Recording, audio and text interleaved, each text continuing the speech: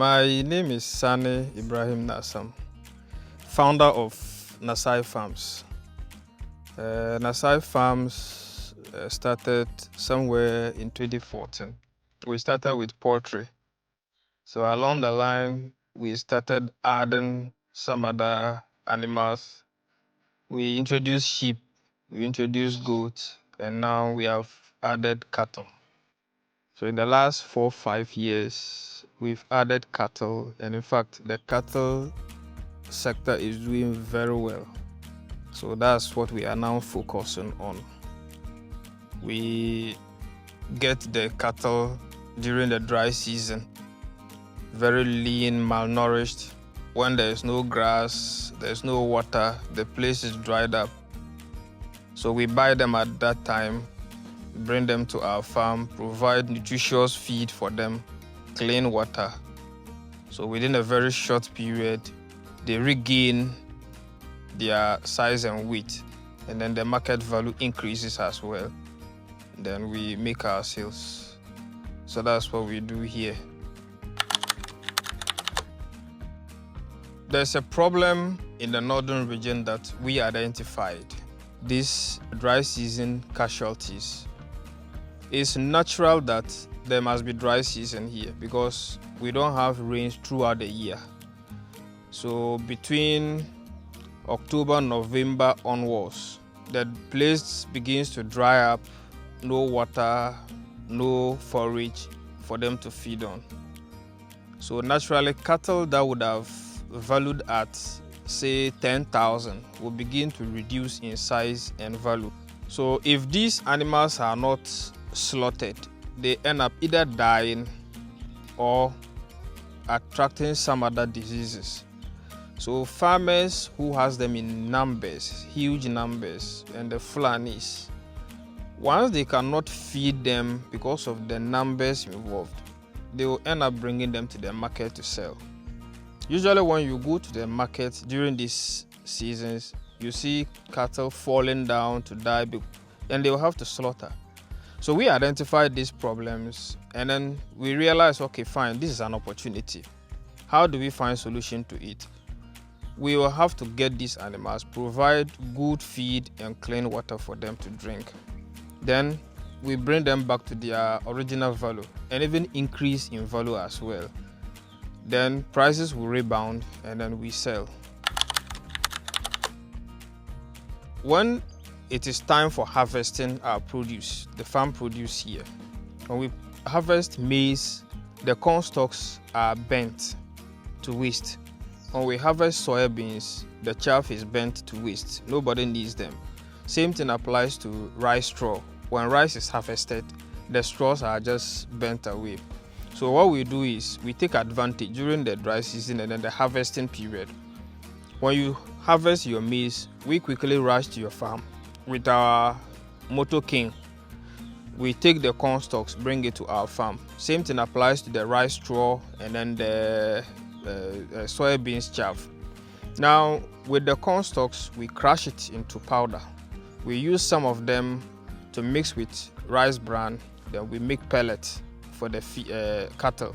Then another part of it is we use it for silage. Silage, we put them into drums, we compact it, we add molasses, and then the fermentation takes place. Sometimes we can keep it for up to 5-6 months, and we continuously feed them with it. It is very good for cattle. So here, we don't spend so much in feeding. We take advantage of the agricultural waste.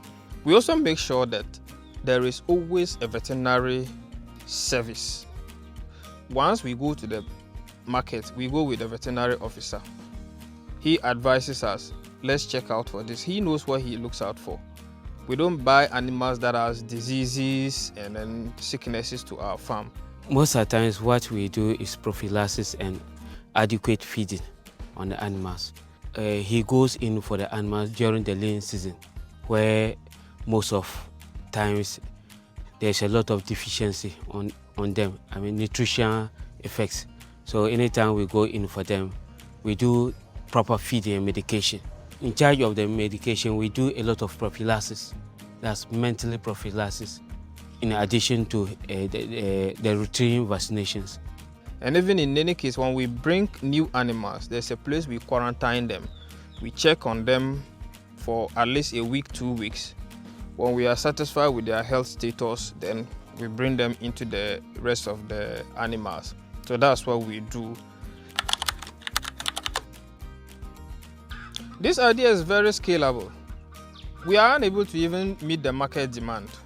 If you look at the numbers in the market, there are times you will buy up to what your money can buy, then you leave the others. So it's either they slaughter them, some go waste because they will die, others too, they will just, in fact, be in the system with all manner of sicknesses and then transfer them onto others. So it all depends on the resources.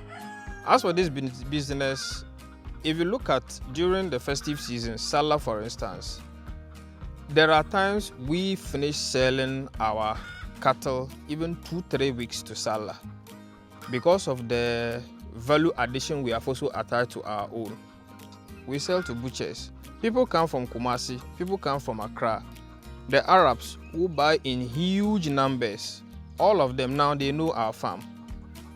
Once it's getting to the time, they all call, make their orders, then we supply. But we are unable to satisfy everybody. That's the problem. So once we get resources, we can scale to as many as we can or we want to.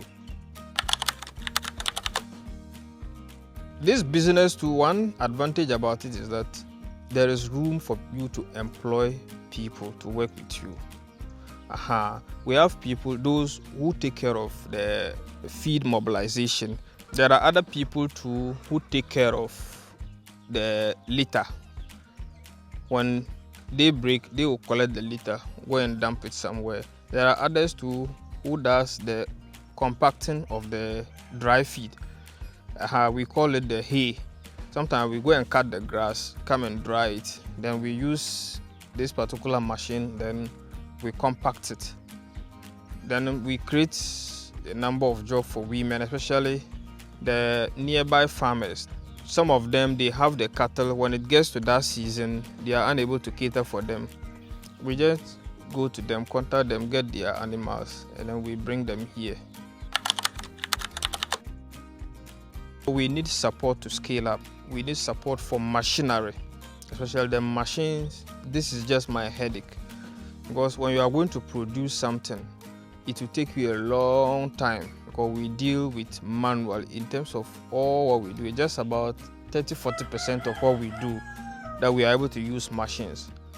But once we get commercial machines, like the mixer that I mentioned, the hammer mill, the pellet machine, the compressor, and all that, then the baler. When you have these machines, you are able to do a lot of things.